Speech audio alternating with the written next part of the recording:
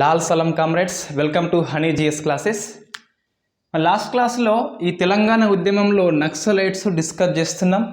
Last క్లాస్లో మార్కిజము ఏంటి, Marxism స్ఫూర్తిగా వచ్చిందే లెనినిజం అని చెప్పేసి, లెనినిజం ఏంటి, నెక్స్ట్ అంతిమంగా మావోయిజం ఏంటి, ఈ మూడు ఇజాలు కూడా ఏంటిది కమ్యూనిస్టులో అంతర్భాగము. సో ఫస్ట్ ఎవరంటే కార్ల్ మార్క్స్, ఈయన ఓన్లీ ఫిలాసఫర్ అండి. కమ్యూనిస్ట్ మేనిఫెస్టో అని చెప్పేసి పుస్తకం రాసిండు, ఎటువంటి కార్యాచరణ లేదు.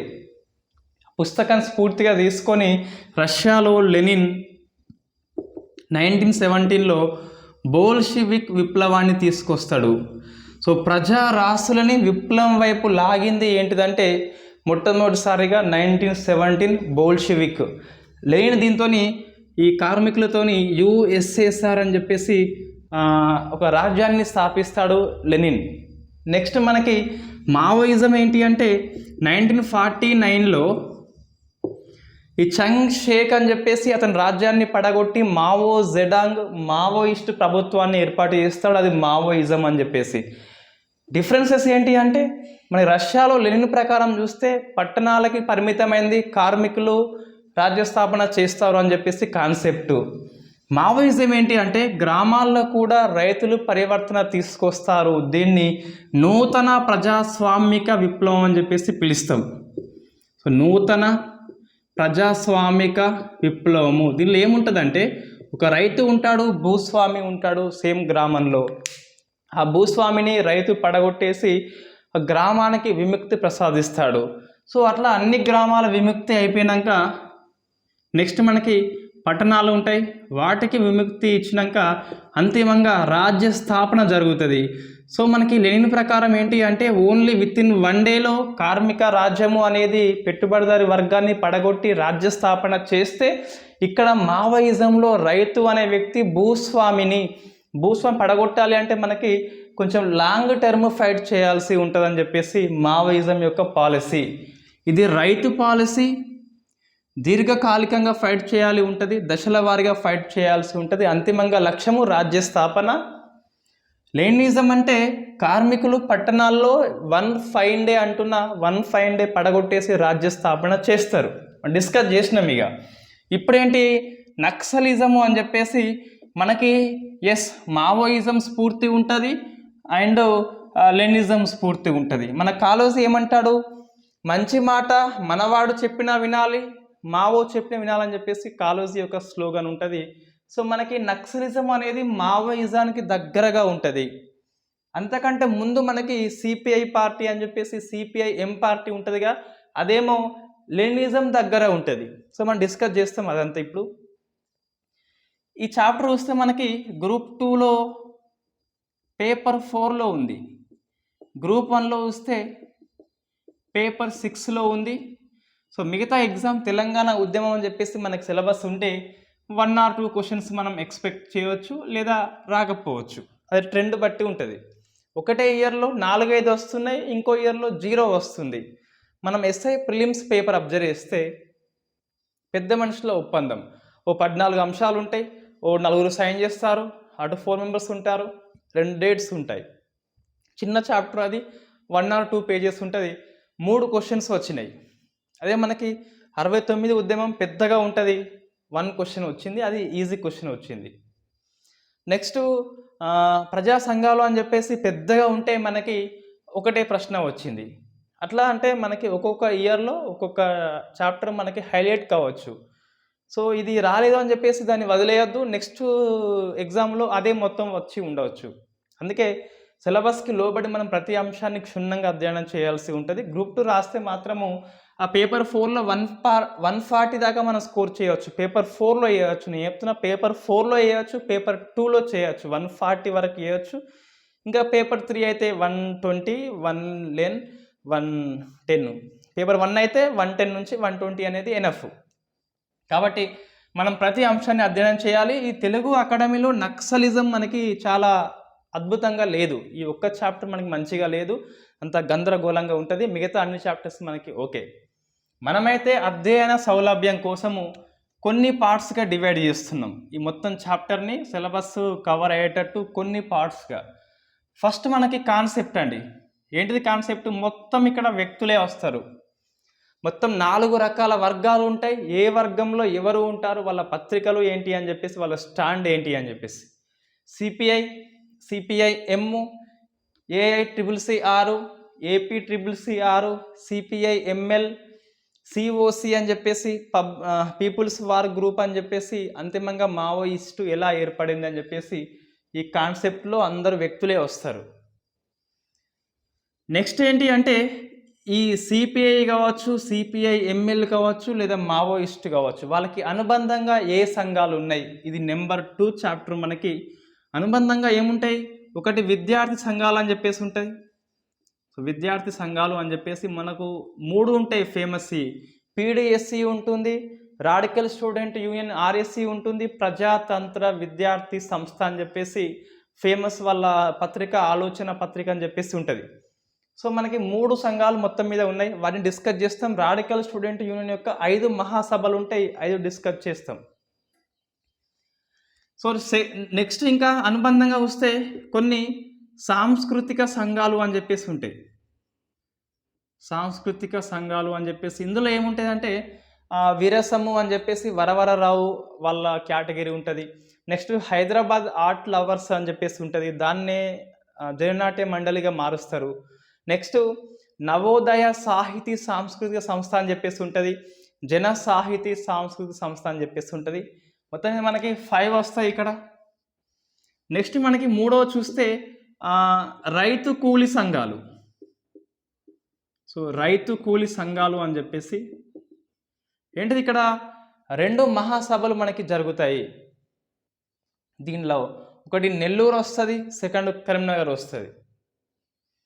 నెక్స్ట్ కొన్ని ప్రజా సంఘాలు అని చెప్పేసి ఉంటాయి, కొన్ని కాదు, ఇక్కడ ఇన్ఫ్యాక్ట్ మనకి ఒకటే ఉన్నది. సో ఒకటి డిస్కస్ చేస్తే ఈ సెకండ్ చాప్టర్ మనకి అయిపోతుంది. అనుబంధ సంఘాలు అని చెప్పేసి ఉన్నాయి. నెక్స్ట్ మనకి ఈ 2 చాప్టర్స్ అండ్ కారణాలు అని చెప్పేసి ఉంటుంది. ఏ కారణాల వల్ల ఇది పుట్టుకొచ్చింది అని చెప్పేసి, వెట్టి ఏంటి అని చెప్పేసి మిగతాది ఉంటుంది. సో కారణాలు ఏంటి, ఇది మొత్తం మనం ఈ క్లాస్లో డిస్కస్ చేస్తున్నాం. నెక్స్ట్ క్లాస్ అంటే రేపే ఉంటుంది. సో రేపు మార్నింగ్ క్లాస్ ఉండొచ్చు బహుశా. దీని ప్రకారం చూస్తే ఏముంటాయి, ఉద్యమ గమనం ఏంటి. సో వివిధ ప్రాంతాలలో ఉద్యమం అనేది కొనసాగుతుంది. అందులో ఫేమస్ జగిత్యాల జైత్రయాత్ర, ఇంద్రవెల్లి మహాసభ అని చెప్పేసి 1981లో ఫేమస్ సంఘటన. మరో జలియన్ వాలా బాగ్ అని చెప్పేసి పిలుస్తాం. పరకాల సంఘటన 1947 సెప్టెంబర్ 2 జెండా సత్యాగ్రహం అని చెప్పేసి ఆ రోజు పరకాల్లో చనిపోతారు, దాన్ని జలియన్ వాలా బాగ్ అంటాం. ఇంద్రవెల్లి మహాసభ ఉంటుంది, చనిపోతారు, జలియన్ వాలా బాగ్ అంటాం. బెరన్పల్లి దురంతం అని చెప్పేసి సాయుధ పోరాటంలో ఉంటుంది, దాన్ని కూడా మనం జలియన్ వాలా బాగ్ అని చెప్పేసి పోల్చొచ్చు. రైట్, ఉద్యమ గమనం అని చెప్పేసి ఉంటుంది. నెక్స్ట్ ఈ నక్సలిజం మీద ప్రభుత్వ స్పందన ఎలా ఉంటుంది, మనం జలగం వెంగళరావు నుంచి వైఎస్ఆర్ టైం వరకు డిస్కస్ చేస్తాం. సో వివిధ ప్రభుత్వ వర్గాల స్పందన ఏంటి అంటే ఎలా వాళ్ళు స్పందించారు అని చెప్పేసి, ఎవరు అదృశ్యం చేస్తారు నక్సలైట్స్ని, దేశభక్తులు అన్నది ఎవరు అని చెప్పేసి, స్వేచ్ఛ ఇచ్చింది ఎవరు, గ్రే హౌండ్స్ ఎవరు స్థాపిస్తారు, నిషేధం ఎవరు విధిస్తారు, నిషేధం ఎవరు ఎత్తివేస్తారు, అంతా ఇందులో మనం సీఎంల వారీగా చూస్తాం. సో నెక్స్ట్ మనకి అంతిమంగా నక్సలిజం అనేది ఏం సాధించింది. సో అంతిమ లక్ష్యం ఏంటి, భూమి కోసము, భుక్తి కోసము, విముక్తి కోసం అని చెప్పేసి రాజ్య స్థాపన చేయాల్సి ఉంటుంది. రాజ్య స్థాపన చేయలేదు. సో నక్సలిజం యొక్క స్టాండ్ ఎలా ఉంది, ప్రజెంట్ సిచ్యువేషన్లో నక్సలిజం అనే ఉనికి ఎలా ఉంది అని చెప్పేసి డిస్కస్ చేస్తాం. సో మనకి ఇందులో గ్రూప్ 1 రాస్తే ఇట ప్రశ్న ఎక్కడ వస్తుంది అంటే, మనం గ్రూప్ 1 రాస్తే నక్సలిజం కారణాలు ఏంటి, నక్సలిజం ఫలితం ఏంటి అని చెప్పి ప్రశ్న వస్తుంది. లేకుంటే వివిధ ప్రభుత్వ స్పందన అని చెప్పేసి కూడా రావచ్చు, గవర్నమెంట్ స్పందన అని చెప్పేసి. అన్ని గమనము ఇవంతా ఇక్కడ ఇది రాకపోవచ్చు, గ్రూప్ 1 రాస్తే ఇట. ఇది మన గెస్ మాత్రమే. రైట్, అంటే ఈ మార్పులు ఎలా వచ్చింది నక్సలిజం వల్ల, తెలంగాణ ఉద్యమానికి ఎలా దోహదపడింది, తెలంగాణ ప్రజానికంలో సమాజంలో ఎటువంటి మార్పు వస్తుంది, సామాజిక మార్పు కావచ్చు, రాజకీయ మార్పు కావచ్చు, ఆర్థిక రంగ మార్పు కావచ్చు. రైట్, ఇది మన బేసిక్ అండి. ఇది ఓవరాల్ బ్రీఫ్ ఇది. రైట్, ఇప్పుడు మనం ఏం డిస్కస్ చేయాలి ఫస్ట్, ఈ సిపిఐ ఎలా పుట్టింది ఇండియాలో. మళ్ళీ ఒకటి చెప్తున్నా, ఇది మనకి మోడర్న్ ఇండియా హిస్టరీలో డీటెయిల్డ్గా వస్తుందండి. మళ్ళీ సోషలిస్ట్ పార్టీ అని చెప్పేసి కమ్యూనిస్ట్ పార్టీ అని 1925లో వస్తుంది. సో ఇక్కడ ఏంటి అంటే జస్ట్ బ్రీఫ్గా మనం డిస్కస్ చేస్తాము అంతే. సో ఫస్ట్ మనకి 1917లో రష్యాలో ఎవరు, లెనిన్ వచ్చేసి ఈ బోల్షివిక్ విప్లవాన్ని తీసుకొచ్చి ఫలితంగా ఆ జార్ల పరిపాలన అంతమవుతుంది. సో కొత్త పార్టీ వస్తుంది. యుఎస్ఎస్ఆర్ స్థాపించింది ఎవరు అంటే మనకి లెనిన్ అని చెప్పేసి చెప్పొచ్చు. సో యుఎస్ఎస్ఆర్ అని కొత్తగా స్థాపిస్తాడు. కొన్ని మీటింగ్ కండక్ట్ చేస్తే ఆ మీటింగ్కి ఇండియా నుంచి S A Dange and M N Roy అని చెప్పేసి ఇద్దరు వెళ్తారు. సో ఎంఎన్ రాయ్ అని చెప్పేసి ఇద్దరు కలిసి 1920లో ఇక్కడ తాష్కెంట్లో, ఇది ఎక్కడ ఉంది అంటే యుఎస్ఎస్ఆర్లో ఉంది ఆ టైంలో. సో నేడు చూస్తే యుఎస్ఎస్ఆర్ 1990స్లో విచ్ఛిన్నం అయిపోతుంది. ఇది ఉజ్బెకిస్తాన్కి వెళ్ళిపోయింది, ఉజ్బెకిస్తాన్ అని చెప్పేసి వెళ్ళిపోయింది. రైట్. ఈ తాష్కెంట్లో ఈ సిపిఐ పార్టీని స్థాపిస్తారు. సిపిఐ అంటే communist party of India. So Indians కాబట్టి కమ్యూనిస్ట్ పార్టీ ఆఫ్ ఇండియా స్థాపించిండ్రు. మళ్ళీ ఒక 5 years గ్యాప్ వస్తుంది. ఈ గ్యాప్లో కొన్ని సంఘటనలు జరిగితే మనం డిస్కస్ చేయము ఇక్కడ. 1925లో సిపిఐ కాన్పూర్లో తిరిగి స్థాపించబడుతుంది ఇండియాలో. సో సత్యభక్తు నేతృత్వంలో. ఎవరు అంటే సత్యభక్తు అని చెప్పేసి 1925లో ఇండియాలో కాన్పూర్లో వస్తుంది. సో మధ్యలో 5 yearsలో మళ్ళీ ఎందుకు పునఃస్థాపన, వీళ్ళిద్దరూ ఏమయ్యారు, సత్యభక్తు ఎవడు అని చెప్పేసి మనం డిస్కస్ చేయము ఇక్కడ. పెద్ద స్టోరీ అది వాస్తవంగా. సో ఇండియన్ హిస్టరీ నేను స్టార్ట్ చేస్తాం మండే నుంచి కాబట్టి సో అప్పుడు డిస్కస్ చేద్దాం అక్కడ. Okay fine. 25 మనకి అయిపోయింది. పెద్ద ఇన్సిడెంట్స్ ఇంకా ఏమీ లేవు మనకి అంతిమంగా. సో 1942 అనేది వస్తుంది. దీన్ని క్విట్ ఇండియా అంటాం. సో క్విట్ ఇండియా మళ్ళీ మనం ఇక్కడ డిస్కస్ చేయము, అలా మనం క్లాస్ చేసి ఉన్నాం దీని మీద. క్విట్ ఇండియా టైంలో సిపిఐ పార్టీ స్టాండ్ ఏంటి అంటే, సిపిఐ పార్టీ అనేది సో బ్రిటిష్కి సపోర్ట్ చేస్తుంది, ఇండియన్స్కి అగెనిస్ట్గా పనిచేస్తుంది. అది చారిత్రక తప్పిదమండి. సో కారణం ఏంటి మనం ఇక్కడ డిస్కస్ చేయము. జస్ట్ రష్యా మీద దాడి చేయకముందు సిపిఐ పార్టీ అనేది బ్రిటిష్ ప్రభుత్వాన్ని తిట్టిపోస్తుంది. ఇది నగ్న సామ్రాజ్యము అని చెప్పేసి, దురాక్రమణ అని చెప్పేసి చెప్తుంది. అదే రష్యా మీద దాడి కాగానే ఇక బ్రిటన్ వెళ్ళి రష్యాకి హెల్ప్ చేస్తుంది కాబట్టి వెంటనే సిపిఐ స్టాండ్ మార్చుకొని అరే మీది ప్రజాయుద్ధం అని చెప్పేసి అంటది. ఫస్ట్ ఏమన్నది నగ్న యుద్ధము అనేది, నగ్న సామ్రాజ్యము అనేది సామ్రాజ్యం అని చెప్పేసి పిలిచింది. ఇప్పుడేమో ఏమంటుంది ప్రజాయుద్ధం అని చెప్పేసి బ్రిటిష్ ప్రభుత్వాన్ని మెచ్చుకుంటుంది సిపిఐ పార్టీ అనేది. సో మనకి 42లోనే నిషేధం అనేది ఎత్తివేస్తారు. అంతకుముందు కమ్యూనిస్ట్ పార్టీ మీద నిషేధం అనేది 1934లో విధిస్తారు, 42లో ఎత్తిపడేస్తారు. ఈ మధ్యలో 1936లో ఆంధ్రాలో కమ్యూనిస్ట్ పార్టీ అనేది ఏర్పాటవుతుంది. 1939లో తెలంగాణలో కూడా కాంగ్రెస్ పార్టీ అనేది సిపిఐ పార్టీ అనేది ఏర్పాటవుతుంది. సో 39 ఈ ఇయర్ గుర్తుపెట్టుకోవాలి. సిపిఐ పార్టీ ఎవరు అంటే రావి నారాయణ రెడ్డి, ఫేమస్ రావి నారాయణ రెడ్డి అని చెప్పేసి, ఇంకా ఫేమస్ బద్దం ఎల్లారెడ్డి అని. సో మనకి వీళ్ళంతా వస్తారు, సాయుధ పోరాటంలో వస్తారు. సో వీళ్ళు సిపిఐ పార్టీ స్థాపిస్తారు తెలంగాణలో. 1939లో సిపిఐకి సపోర్ట్గా ఇంకొక పార్టీ వస్తుంది. అది కూడా కొంచెం కమ్యూనిస్ట్ భావజాలంతో వస్తుంది, కామ్రేడ్స్ అసోసియేషన్. గుర్తుపెట్టుకోవాలి, మళ్ళీ వస్తే తెలంగాణ హిస్టరీలో వస్తుంది మళ్ళీ కామ్రేడ్స్ అసోసియేషన్ అని చెప్పేసి ఏర్పడుతుంది. ఎవరు మనకి ఫేమస్ ముస్లిం క్యాండిడేటు ముగ్దుమ్ మొయినుద్దీన్. సో మొయినుద్దీన్ అని చెప్పేసి ఇతను కామ్రేడ్స్ అసోసియేషన్ అని చెప్పేసి స్థాపిస్తాడు. ఫేమస్ స్లోగన్ ఏంటి అంటే ఏ జంగ్ హై జంగ్ ఆజాదీ హై అని చెప్పేసి ఫేమస్ స్లోగన్ ఉంటుంది. ఏ జంగ్ హై అంటే అక్కడ విప్లవము ఉన్నది, జంగ్ ఆజాదీ అంటే ఆ విప్లవమే ఏంటిది స్వతంత్రం అని చెప్పేసి చెప్తాడు. సో ఇలా మనకి 1939లో కామ్రేడ్స్ అసోసియేషన్ ఏర్పడింది. సో ఈ సిపిఐ పార్టీ అనేది 1946 నుంచి 51 వరకు ద గ్రేట్ రివోల్ట్ ఏంటి అది, సో సాయుధ పోరాటం చేస్తారు. ప్రశ్న వస్తే మనకి కన్ఫ్యూజ్ అవుతుంది చాలామంది. సో ఏ పార్టీ అంటే సిపిఐ పార్టీ చేపట్టింది సాయుధ పోరాటాన్ని. ఎక్కువ జరిగింది మనకి నల్గొండ అండ్ వరంగల్ ప్రాంతంలో, అంటే సౌత్ తెలంగాణకే ఎక్కువ పరిమితం అవుతుంది, ఆదిలాబాద్ వైపు మనకు రాలేదు. అంటే 1946 టైంలోనే సౌత్ తెలంగాణలో ఈ వెట్టి కానీ లేకుంటే భూస్వాములు కానీ వెళ్ళిపోయింది పూర్తిగా. సో వీళ్ళు నార్త్ వైపు రాలే కాబట్టి ఆ ఖాళీని ఈ నక్సలిజము లేదా సిపిఐ ఎంఎల్ పార్టీ అనేది ఫుల్ఫిల్ చేస్తుంది. సో ఆగిపోయిన సాయుధ పోరాటానికి కొనసాగింపే తెలంగాణలో ఉన్న నక్సలిజం అని చెప్పేసి మనం అనొచ్చు. ఎందుకు 46-51 టైంలో సాయుధ పోరాటం జరిగింది నల్గొండ ప్రాంతం మెయిన్గా, లేదా వరంగల్ ప్రాంతము ఎక్కువ, జనగామ ఏరియాలో జరుగుతుంది ఎక్కువ. సో ఇది సౌత్ తెలంగాణ కాబట్టి నార్త్ ఆదిలాబాద్ కరీంనగర్ వైపు రాలే కాబట్టి అక్కడ ఉన్న భూస్వాముల మీద ఉక్కు పాదంతో అణిచివేసింది ఎవరు అంటే మన నక్సలిజము, మావోయిస్టు అని చెప్పేసి పిలుస్తాం. సో అలా మొత్తమే 51 వరకు జరిగింది ఈ సాయుధ పోరాటం అనేది. నిజాంకి వ్యతిరేకంగా, భూస్వామికి వ్యతిరేకంగా, భారత ప్రభుత్వానికి వ్యతిరేకంగా కూడా మనకు జరిగింది. అంతేనా 51లో ఎన్నికల ముందు విరమణ చేస్తారు. రష్యా వెళ్ళి అయ్యా మేము మరి స్టాప్ చేయాలన్నా కంటిన్యూ చేయాలంటే మీ ఇష్టం అని చెప్పేసి రష్యాలో స్టాలిన్ చెప్తే వాళ్ళు ఇంటికి వచ్చేసి మమ్మల్ని ఆపివేయమని చెప్పేసి ఆపేస్తారు. వీళ్ళు ఎన్నికల కోసం ఆపేస్తారు. సరే మొత్తం మీద 51 అయిపోయింది మనకి.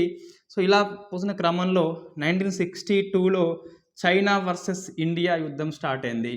సో చైనా వర్సెస్ ఇండియా అనేది స్టార్ట్ అయింది. సో యుద్ధంలో మనం ఓడిపోతాం, అది వేరే విషయం. ఇక్కడ సో మనం గెలవలేదు, వాస్తవంగా గెలవకుండా గెలిచిందని చెప్పేసి అబద్ధం చెప్పొద్దు మనం. సో గెలవలేదు, ఇన్ఫాక్ట్ చైనా గెలిచింది. సో ఇక్కడ సైద్ధాంతిక పరంగా విభేదాలు వస్తాయి సిపిఎం పార్టీలో. 1925లో ఇండియాలో పార్టీ స్థాపించబడితే 40 ఇయర్స్ వరకు సైద్ధాంతిక పరంగా విభేదాలు రాలేదు, లోపల ఉన్నప్పటికీ బయటలో పడలేదు. చైనా విషయంలో సపోర్ట్ చేయాలని చెప్పేసి ఒకరు, సపోర్ట్ వద్దని చెప్పేసి ఒకరు, అట్లా ఒకటి 60s కల్లా చూస్తే రష్యా కమ్యూనిజము, చైనా కమ్యూనిజము రెండు కొద్దిగా డిఫరెన్సెస్ వస్తుంది మనకి. అంతర్జాతీయంగా చూస్తే రష్యా వర్సెస్ చైనా స్టార్ట్ అయింది కమ్యూనిజంలో, రెండు తేడాలు వచ్చినాయి. ఇక్కడ చూస్తే యుద్ధం కారణంగా మనం డివైడ్ అయిపోతున్నాం కాబట్టి అంతిమంగా 1964లో మనకి సిపిఐ పార్టీ అనేది CPI party and CPI Marxist సిపిఐఎంగా చీలిపోయింది. సో మనకి సిపిఐఎంఎంలో వచ్చేది ఎవరు అంటే నంబూది ప్రసాద్. సో తొలి కాంగ్రెసేతర ప్రభుత్వము ఇండియాలో అంటే జనతా ప్రభుత్వం, కానీ మనకి రాష్ట్రాల వారీగా చూస్తే నంబూది ప్రసాద్ అండి. ఇతను ఫస్ట్ మనకి సీఎంగా కేరళకి పనిచేస్తాడు. నెక్స్ట్ ఇంకా ఇతను చూస్తే మనకి పుచ్చలపల్లి సుందరయ్య అని చెప్పేసి ఉంటాడు. సో వీళ్ళంతా జ్యోతి బాసు అని చెప్పేసి. నెక్స్ట్ ఇంకా చారు మజుందర్, కాను సన్యాల్ అని చెప్పేసి కూడా ఇక్కడే వస్తారు. సో సిపిఐఎం అనేది వచ్చింది మొత్తం 64లో. చూడండి ఇంత 40 ఇయర్స్ టైం పట్టింది సిపిఐ విడిపోవాలంటే, చాలా లాంగ్ టైం పట్టింది. అదే సిపిఐఎం నుంచి సిపిఐఎంఎల్ పుడుతుంది వెరీ నెక్స్ట్ 3-4 ఇయర్స్లోనే పుడుతుంది. లాంగ్ గ్యాప్ ఉంది, నెక్స్ట్ షార్ట్ గ్యాప్ అనేది ఉంది. సో మనకి 1967 ఎన్నికలు వస్తాయి. ఈ ఎన్నికల్లో ఈ సిపిఐఎం నేను చెప్పేది ఇది మర్చిపోండి, మనకి ఎక్కడ రాదు ఇక. సో సిపిఐఎం అండ్ కాంగ్రెస్ అనేది పొత్తు పెట్టుకొని ఎన్నికల్లో మేనిఫెస్టో ఉంటుంది కదా, మేనిఫెస్టోలో హామీ ఇస్తుంది, మరి మాకు ఓటు వేయండి, మేము అధికారంలోకి వస్తే 6 లక్షల ఎకరాల భూమి అనేది పంచి పెడతామని చెప్పేసి హామీ ఇస్తారు. సో 6 లక్షల ఎకరాల భూమి మేము ఫ్రీగా, అంటే ఫ్రీబీ అని చెప్పేసి, రెవ్డీ కల్చర్ అని చెప్పేసి మనకు ప్రజెంట్ వార్తల్లో ఉన్న గ్రూప్ 1 క్వశ్చన్ అండి అది. సో సబ్సిడీ వేరు, మనకి ఉచితాలు వేరు అని చెప్పేసి డివైడ్ చేయమని మనకు ప్రశ్న వస్తుంది. రైట్, ఏంటి మనకి అంటే నేను ఇస్తేనేమో సబ్సిడీ, నువ్వు ఇస్తేనేమో అది ఫ్రీబీ అవుతుంది. రైట్, ఇక్కడ ఏంటి అంటే 6 లక్షల ఎకరాల భూమి అనేది పంచిపెడతామని చెప్పేసి ఫ్రీగా మాట ఇస్తారు. సో అనుకున్నట్టుగానే వాళ్ళు ఓటు వేస్తారు, ఎన్నికల మేనిఫెస్టోని నమ్మి ఓటు వేసినాక పశ్చిమ బెంగాల్లో యునైటెడ్ గవర్నమెంట్ వస్తుంది. ఇది చాలా బుక్కులలో తప్పు ఉంటుంది, సిపిఐ ప్రభుత్వం రాదు, ఏమొస్తుంది యునైటెడ్ అంటే మనకి ఐక్య ప్రభుత్వం వస్తుంది. సో సిపిఐఎం అండ్ కాంగ్రెస్ రెండు కలిసి వస్తుంది 67లో. వచ్చినాక కాంగ్రెస్లో ఉన్న అజయ్ ముఖర్జీ అని చెప్పి సీఎం అవుతాడు. సో అజయ్ ముఖర్జీ ఎవరు, కాంగ్రెస్ పార్టీ సీఎం. సిపిఐఎం అనేది సో జ్యోతి బాస్ వచ్చేసి డిప్యూటీ సీఎం. సో జ్యోతి బాస్ ఎవరంటే డిప్యూటీ సీఎం అని చెప్పేసి మనం చెప్తున్నాం. సో అజయ్ ముఖర్జీకి ఒక నైట్ ఫోన్ చేసి, ఎవరు జ్యోతి బాస్, మనం గెలిచినాం కదా అజయ్ ముఖర్జీ, సో ఎన్నికల్లో మనం హామీ ఇచ్చినాం 6 lakhs ఎకరాస్ పంచిపెట్టాలి అని చెప్పేసి అంటే, ఊకోవయ్యా నువ్వు ఏం మాట్లాడుతున్నావు, ఎన్నికల హామీ ఇస్తే మనం పూర్తి చేస్తామా, అది మేనిఫెస్టో నాట్ లీగల్ బైండింగ్ అని చెప్పేసి ఉన్నది కదా, ప్రభుత్వాలు అవి హామీని నెరవేర్చకుంటే కోర్టుకు పోరాదు అని చెప్పేసి మనకి పాలిటీ క్లాస్ చెప్తాడు ఈ జ్యోతి బాస్కి. అలా మనకి 67లో కొద్దిగా గొడవ స్టార్ట్ అవుతుంది. మొత్తం మీద స్టార్ట్ అయినాక సో మనం ఫస్ట్ రఫ్ చేద్దాం. ఇప్పుడు ఏమైంది అంటే అంతిమంగా 64లో సిపిఐ అనేది స్ప్లిట్ అయిపోయింది, చీలిక వచ్చింది. 67 ఎన్నికల్లో హామీ ఇచ్చిండ్లు, అధికారంలోకి వచ్చిండ్లు, భూమి మాత్రం పంచలేదు. ఎందుకు అంటే సో మనకి ఎన్నికల మేనిఫెస్టోలో ఉన్న అంశం లీగల్ బైండింగ్ కానే కాదు. సో నేను 15 lakhs ఇస్తాను చెప్పొచ్చు, ఇంటికో భూమి, ఇంటికో జాబ్ ఇస్తాను కూడా చెప్పొచ్చు, 1,00,000 చెప్పొచ్చు, ఒకటి చేయకపోనవచ్చు. రైట్. ఇప్పుడేంటి మనకి అంటే ఎస్ సిపిఐఎం అనేది అధికారంలోకి వచ్చింది, ప్లస్ కాంగ్రెస్ అనేది వచ్చింది. హామీ ఇచ్చినారు, హామీని తుంగలో తొక్కేసినారు. సో మనకి నెక్స్ట్ ఏమవుతుందంటే ఈ నక్సల్స్ బరి అని చెప్పేసి ప్రాంతం ఉంటుందండి. ఈ విప్లవాగ్నులు ఎచ్చట పుట్టినవంటే తూర్పు కొండల వైపు చూడమంటాడు ఓ కవి. అంటే ఈ నక్సలిజం అనేది పుట్టింది తూర్పు కొండల వైపు, తూర్పు కనుమల వైపు, అదే నక్సల్స్ బరి అని చెప్పేసి. సో మనకి నక్సల్స్ బరి అనే గ్రామం ఉంటుంది. ఇది సిలిగురి తాలూకా అని చెప్పేసి ఉంటుంది. ఇక్కడ ఫేమస్ పర్సన్ ఒక సంతాలి కమ్యూనిటీ. సో మనకి ద్రౌపది ముర్ము కూడా సంతాలి, పశ్చిమ బెంగాల్, జార్ఖండ్ అండ్ ఒడిశాలో విస్తరించి ఉంటుంది సంతాల్. మనకి ఇది 3వ పెద్ద కమ్యూనిటీ. సో గోండు వస్తారు, బిల్స్ వస్తారు, అండ్ సంతాలి కూడా వస్తుంది 3rd ప్లేస్లో. సంతాలి వాళ్ళు ఎవరు ఇక్కడ, సో బైమల్ కిషన్ అండి, పేరు గుర్తుపెట్టుకోవాలి. సో బైమల్ కిషన్ ఇతను అక్కడ ఉన్న ఒక భూస్వామి. పశ్చిమ బెంగాల్లో జోతేదారి అని చెప్పేసి అంటాం. వీళ్ళు అక్కడ ఉన్న రైతులని అదియార్ పద్ధతిలో దోపిడీ చేస్తారండి. దోపిడీ చేసినాక వన్ ఫైన్ మార్నింగ్ ఈ బైమల్ కిషన్ వెళ్ళి భూస్వామి యొక్క భూమిని దున్నేస్తాడు. ఇది నా భూమి అని చెప్పేసి దున్నితే ఈ భూస్వామి కిరాయి గుండాలు వచ్చి మన బైమల్ కిషన్ని కొట్టేస్తారు. కొట్టేసినాక బైమల్ కిషన్ సంతాలి కాబట్టి నక్సల్స్ బరి అనే ప్రాంతంలో సంతాలుల యొక్క ఐక్యత ఎక్కువ ఉంటుంది. సో వీళ్ళంతా కలిసి వెళ్ళి ఈ జోతేదార్ భూస్వామి పేరు మనకు లేదు కానీ భూస్వామిని కొట్టి పడేసి ఆయన భూమిని ఆక్రమించుకొని భూపత్రాలను చింపి పడేసి ఎర్ర జెండా ఫస్ట్ టైం పాతిస్తారు ఈ నక్సల్స్ బరి అనే ప్రాంతంలో.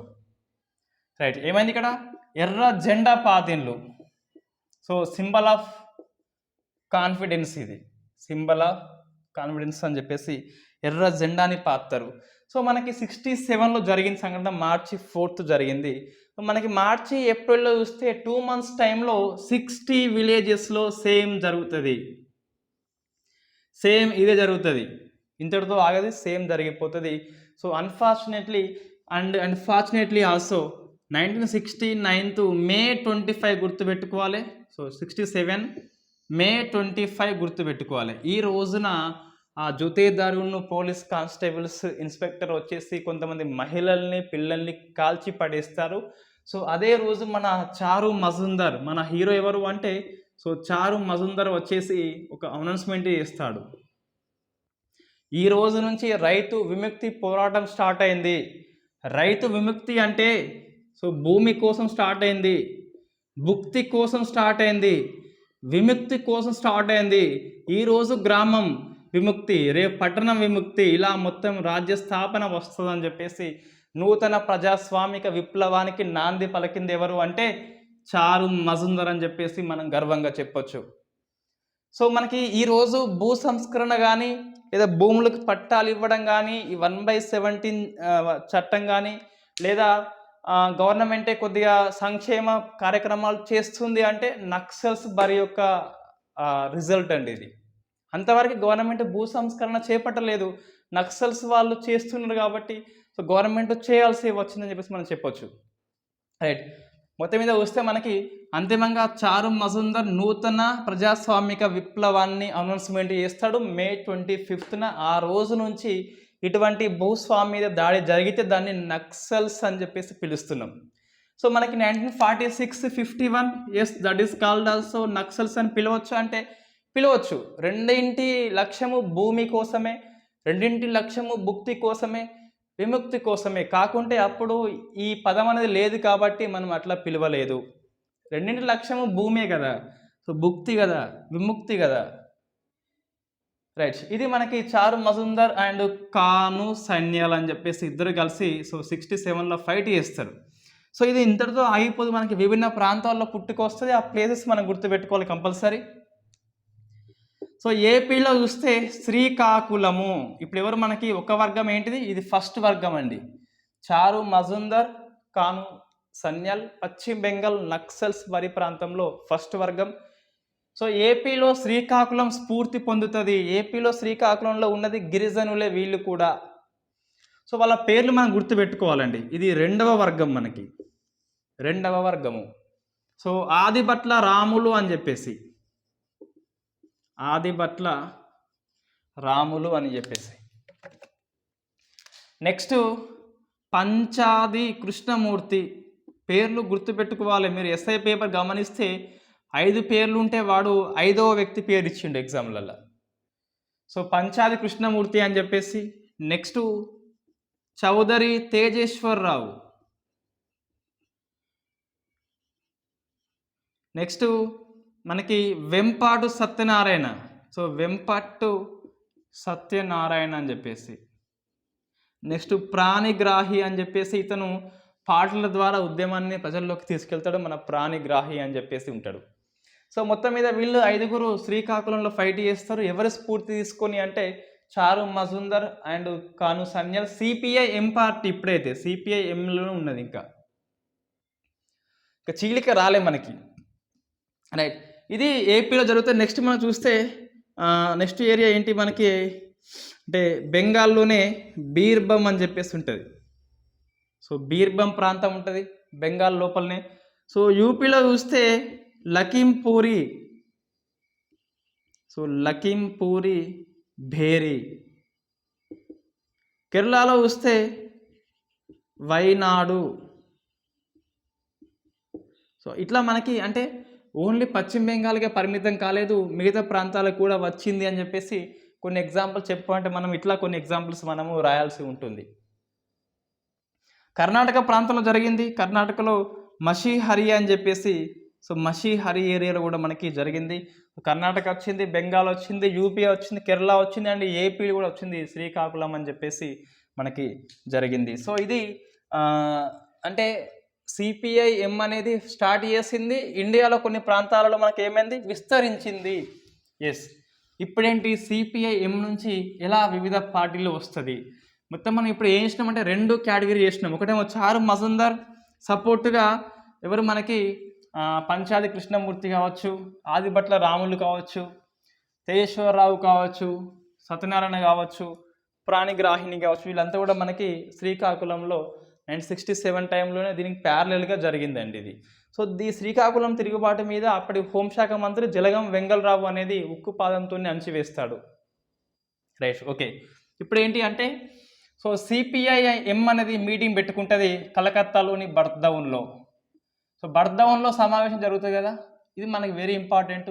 సిపిఐ ఎమ్ జ్యోతిబాస్ వాళ్ళు అంటారు, పెద్ద మనుషులు కాబట్టి చారు మజుందర్, కాను సన్యాల్ మీరు యువకులు ఉడుకు రక్తంతో కూడి ఉన్నారు కాబట్టి సో ఇటువంటి ఫైట్ వద్దు, భూస్వాములు భయపడిపోతున్నారు, భూ సంస్కరణలు చేద్దాం మనం అని చెప్పేసి అంటే ఈ కారు సన్యాలు వీళ్ళు వినరు అండి. వినకపోవడం వల్ల సిపిఐఎం అనేది మళ్ళీ చీలిక వస్తుంది.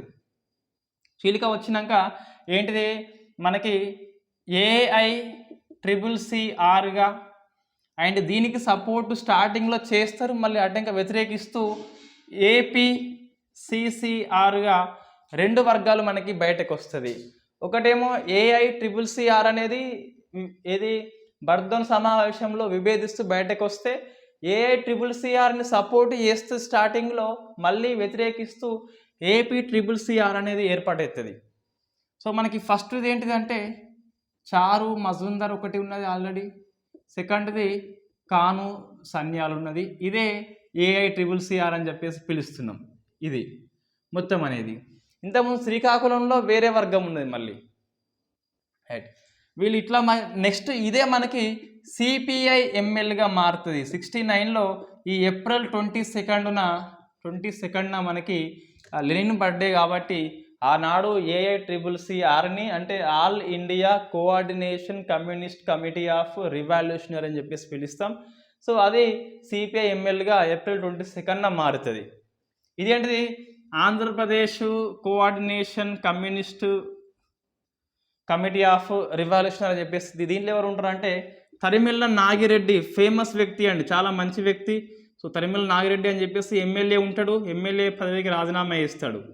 సో ఇతని ఫేమస్ పుస్తకం ఏముంటుందంటే తాకట్టులో భారతదేశము. సో ఫేమస్ బుక్ అండి ఇది.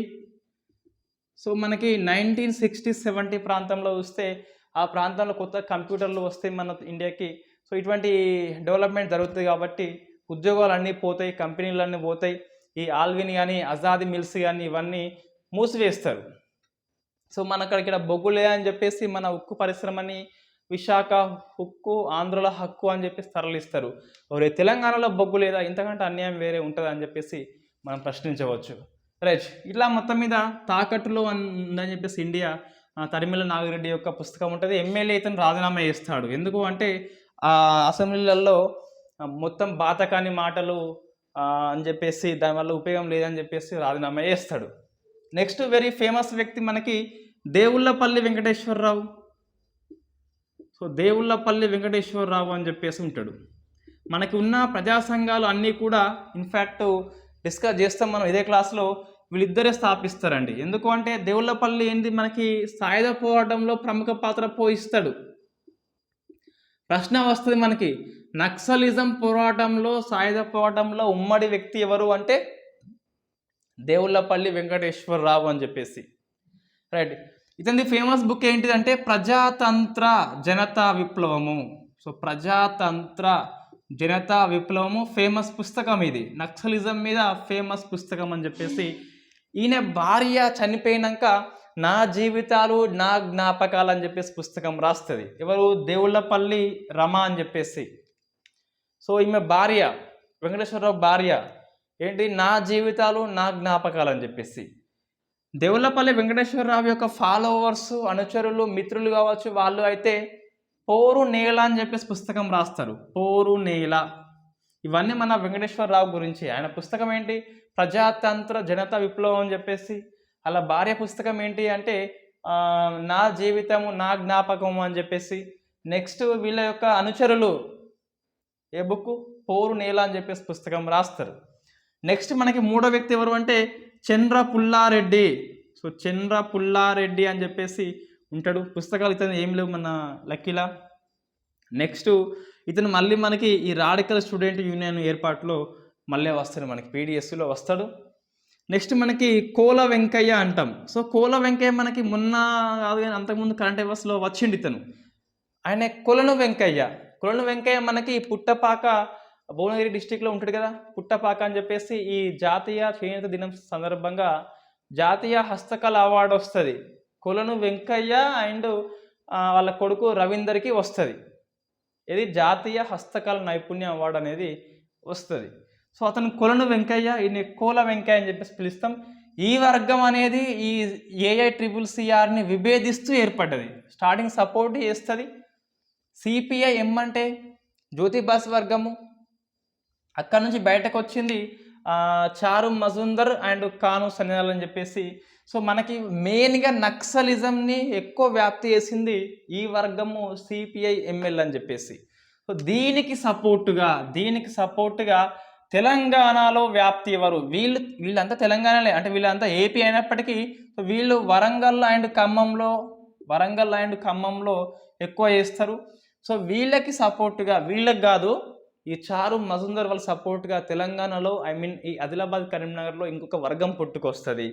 సో మనకి ఈ చారు మజుందర్ 1970s లో ఈ సిపిఐ ఎంఎల్ పెట్టినాక నా లెక్క ఇంకెవరన్నా ఉన్నారా అని చెప్పేసి ఒక కమిటీని ఏర్పాటు చేస్తాడు. సెంట్రల్ ఆర్గనైజింగ్ కమిటీ, సిఓసి అని చెప్పేసి పిలుస్తాం. 1970s ఇది ఏర్పాటు అవుతుంది సిపిఐ ఎంఎల్ ప్లేస్లో. నా లెక్క ఇంకెవరైనా ఉంటే వాళ్ళందరినీ ఆర్గనైజ్ చేస్తా అని చెప్పేసి సెంట్రల్ ఆర్గనైజింగ్ కమిటీ 70s ఏర్పాటు చేస్తాడు. సో దీంట్లో చేరుతారు మన కొండపల్లి సీతారామయ్య అంటాం. సో కొండపల్లి సీతారామయ్య అని చెప్పేసి ఇతనిది Hanamkonda Gabriel school teacher. Next Krishnamurthy అని చెప్పేసి same Hanamkonda same Gabriel school teachers. వీళ్ళంతా కూడా రీజనల్ ఇంజనీరింగ్ కాలేజీలో ఉన్న స్టూడెంట్స్ని అట్రాక్ట్ చేస్తారు ఉద్యమం వైపు. సో నెక్స్ట్ మనకి ఇంకా ముప్పల్ల లక్ష్మణరావు అని చెప్పేసి ఇతనిది ఆదిలాబాద్ అండి. ఆదిలాబాద్ అని చెప్పేసి ఇతనికి అలియాస్ వచ్చేసి గణపతి అని చెప్పేసి ఉంటుంది, గణపతి. ముప్పాళ్ళ లక్ష్మణరావు అని చెప్పేసి.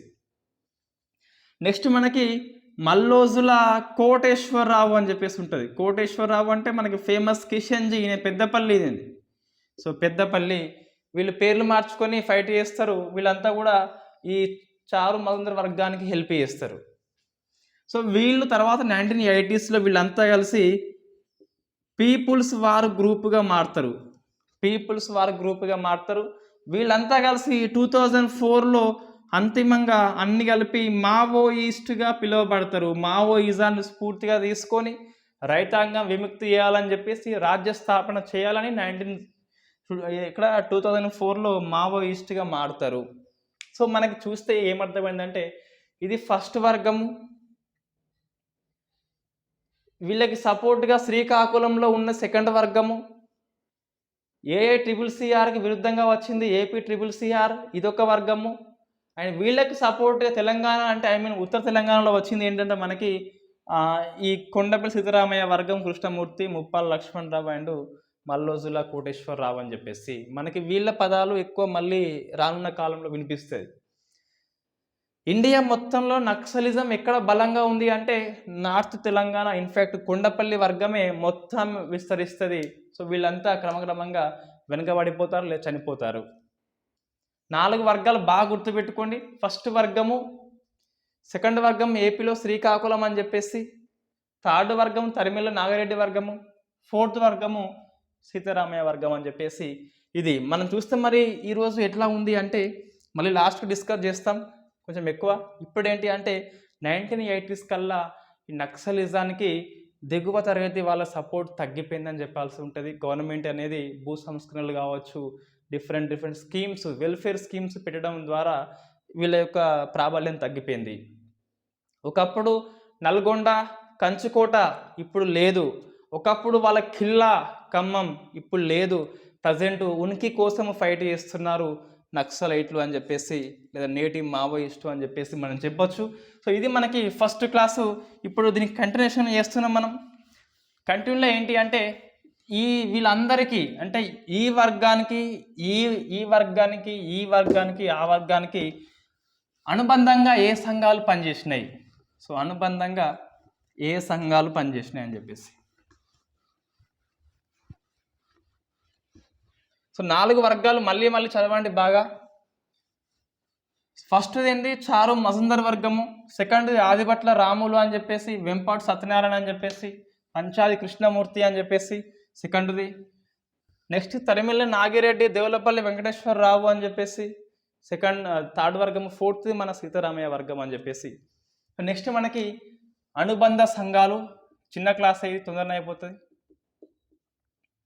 సో ఇందులో ఏముంటుంది అంటే మనకి ఫస్ట్ చూస్తే విద్యార్థి సంఘాలు ఏముంటాయి, నెక్స్ట్ సెకండ్ది రైతు కూలి సంఘాలు, మూడవది సాంస్కృతిక సంఘాలు అని చెప్పేసి ఉంటుంది, సాంస్కృతిక సంఘాలు, నాలుగోది ప్రజా సంఘము.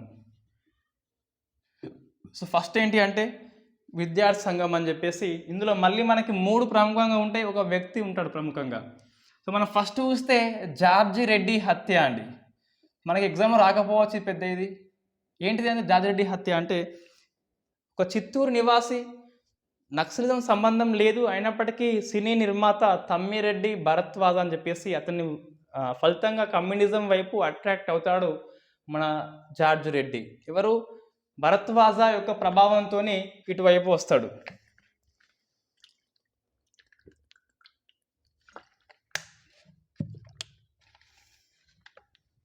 వచ్చినాక ఏమవుతుందంటే ఆ టైంలో ఉస్మానియాలో విద్యార్థి కోసము ఎన్నికలు జరుగుతాయి. ఆ ఎన్నికల్లో ఫైటింగ్ వల్ల జార్జ్ రెడ్డి హత్య అవుతుంది. సో జార్జ్ రెడ్డి హత్య అయింది అందుకు. సో ఓయూ స్టూడెంట్స్ యొక్క ఎలక్షన్స్లో జార్జ్ రెడ్డి హత్య జరిగింది. సో మనకి కారణాలు ఏంటి మనకి అవసరం లేదు, ఎగ్జామ్లో రాదు మనకి.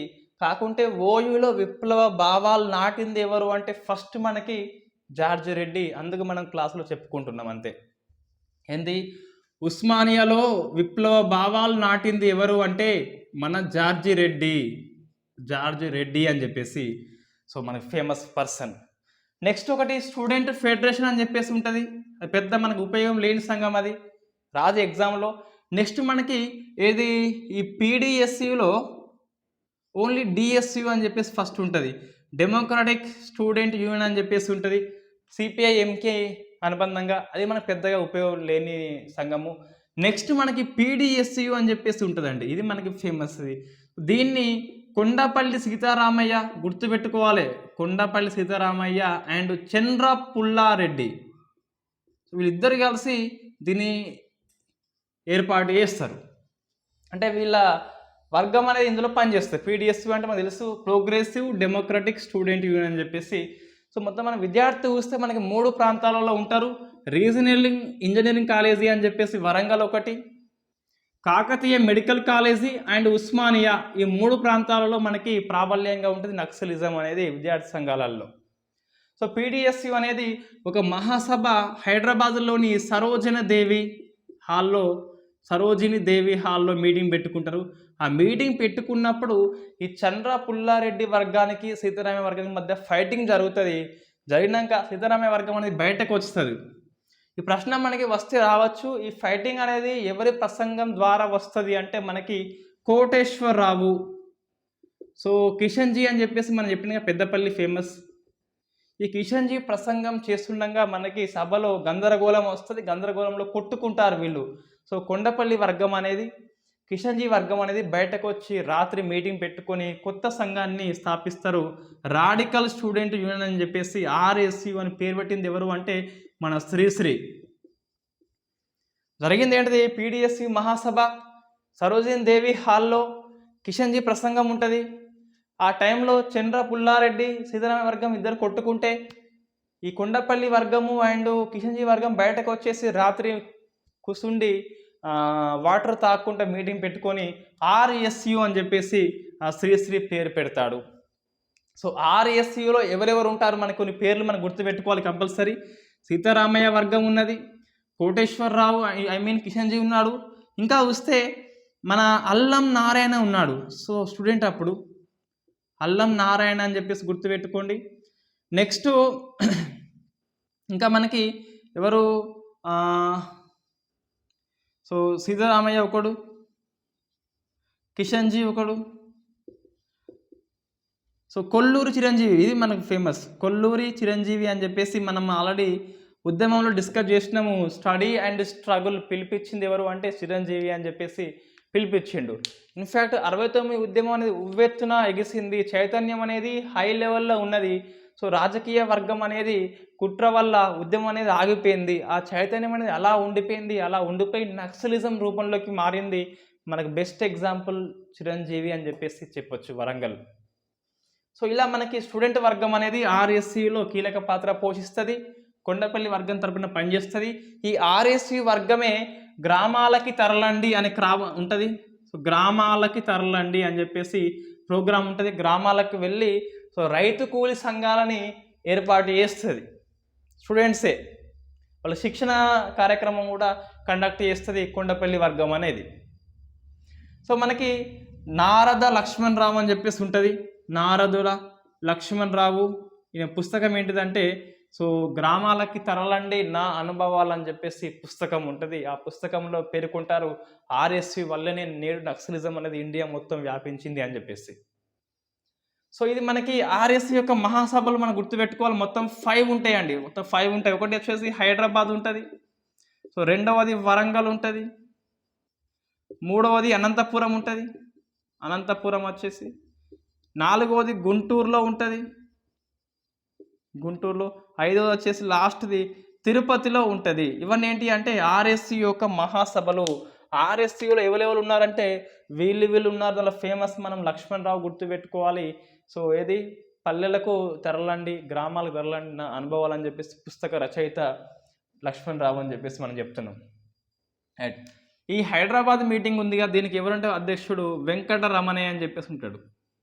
వెంకటరమణయ్య ఏంటిది ఆర్ఎస్సి యొక్క మహాసభలు ఇవన్నీ. కొండపల్లి వర్గం అన్నట్టుగా ఇక మీద మనకు వచ్చేది కొండపల్లి వర్గం ఉంటుంది.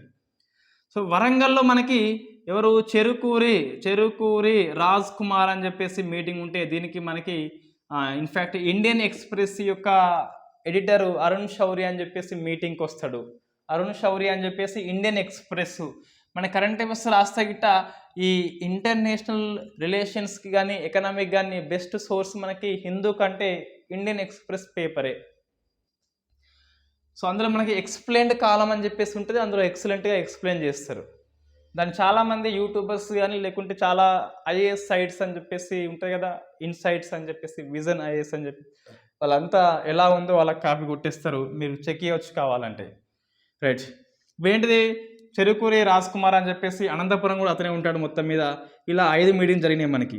ఏది హైదరాబాదు, వరంగల్, అనంతపురం, గుంటూరు అండ్ లాస్ట్ వచ్చేసి తిరుపతి అని చెప్పేసి ఈ ఆర్ఎస్సి వాళ్ళే పల్లెలకి పోయి రైతు కూలీ సంఘాలను ఏర్పాటు చేస్తారు.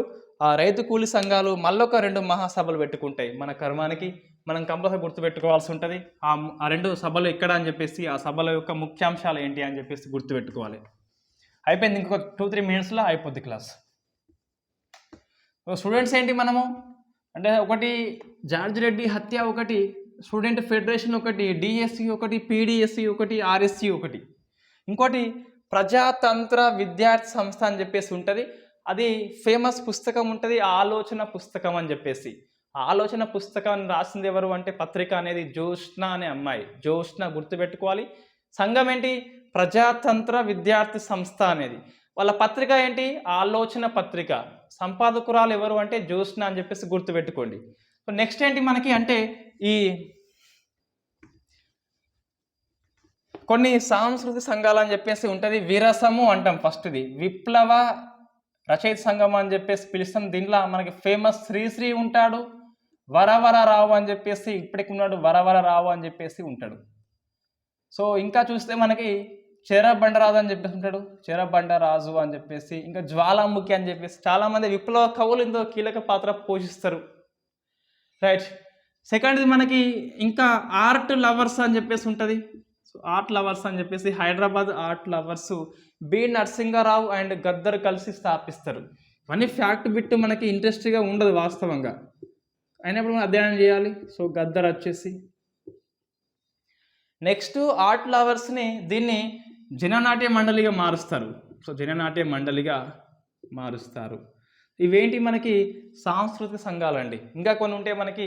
సో ఇది గుర్తుపెట్టుకోవాలి, వెరీ ఫేమస్. ఇది నవోదయ సాహిత్య సాంస్కృతిక సంస్థ. ఇవన్నీ ఇక నెక్స్ట్ వచ్చేటి అన్నీ మనకి దేవులపల్లి వెంకటేశ్వరరావు అండ్ తుమ్మల నాగిరెడ్డి అని చెప్పేసి వీళ్ళిద్దరు కలిసి స్థాపిస్తారండి. సో నవోదయ సాహిత్య సాంస్కృతిక సంస్థ, దీని ఫేమస్ పత్రిక ఏంటిదంటే జీవనాడి పత్రిక.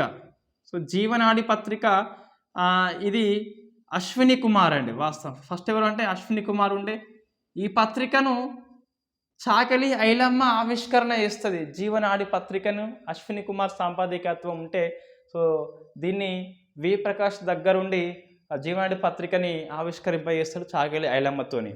జీవనాడి పత్రికలో విఎస్కే ప్రసాద్ అని చెప్పేసి ఈయన రజనీకాంత్ పేరుతోని ఒక వ్యాసం రాస్తాడు జీవనాడి పత్రికలో. ఏంటంటే నిజ జీవితంలో విదేశీ దోపిడీ ఎలా ఉంది అని చెప్పేసి వ్యాసం రాస్తాడు.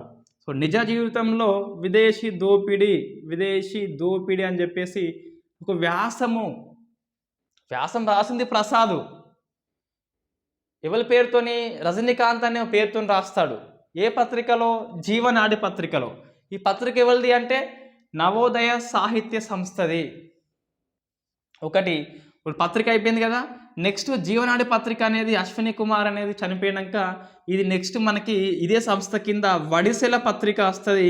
ఇన్ఫ్యాక్ట్ మన వి ప్రకాష్ సారు తెలంగాణ ఉద్యమం రాసిన బుక్, ఎక్సలెంట్ పుస్తకం అది. సో వి ప్రకాష్ సార్ రాసిన పుస్తకము. సో పత్రిక వడిసెల అని చెప్పేసి. నెక్స్ట్ మనకి సెకండ్ది ఇంకా భూమి కోసం అని చెప్పేసి ఒక నాటకాన్ని ఈ సంస్థని చేపడుతుంది. భూమి కోసము అని నాటకం ఉంటుంది, భూమి కోసము అని చెప్పేసి. ఇంకోటి ఒక వీధి భాగవతం అనేది ఆడుతారు, దాని పేరు జనవాహిని కదిలింది. సో జనవాహిని ఇంకా ఆగదు, సో కదిలింది అని చెప్పేసి చెప్తున్నాం. జనవాహిని కదిలింది అని చెప్పేసి. కదిలింది మనకి ఇక గ్రూప్ 2 వైపు పయనం కొనసాగించాలి. మనకి సమీకరణాలు చూస్తే నవంబర్లో అయితే గ్రూప్ 2 అనేది పడుతుంది. సో అటువైపు కదలాలి. పేపర్ 4 మనం పూర్తి చేసుకుంటున్నాం. నెక్స్ట్ పేపర్ 2 స్టార్ట్ చేస్తాము. నోటిఫికేషన్ ఇచ్చేంత వరకు పేపర్ 2 కంటిన్యూ అవుతుంది.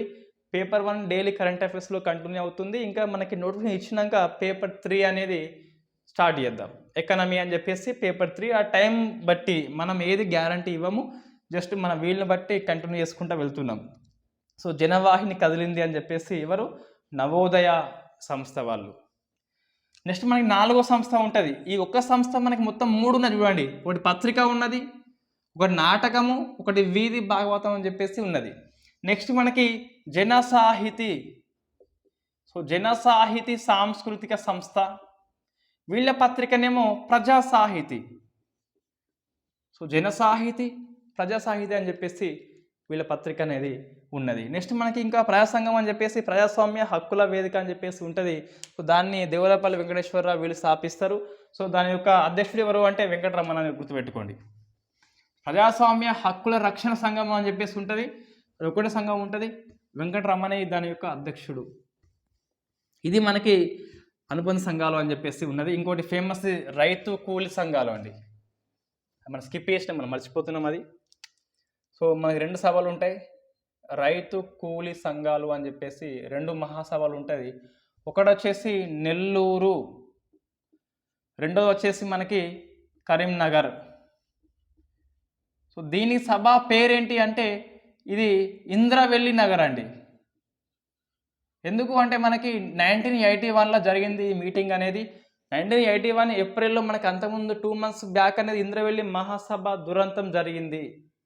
సో ఇంద్రవెల్లి నగర్ అని చెప్పేసి దీన్ని మనం శ్రీకాకుళం కమ్యూన్ అంటాం.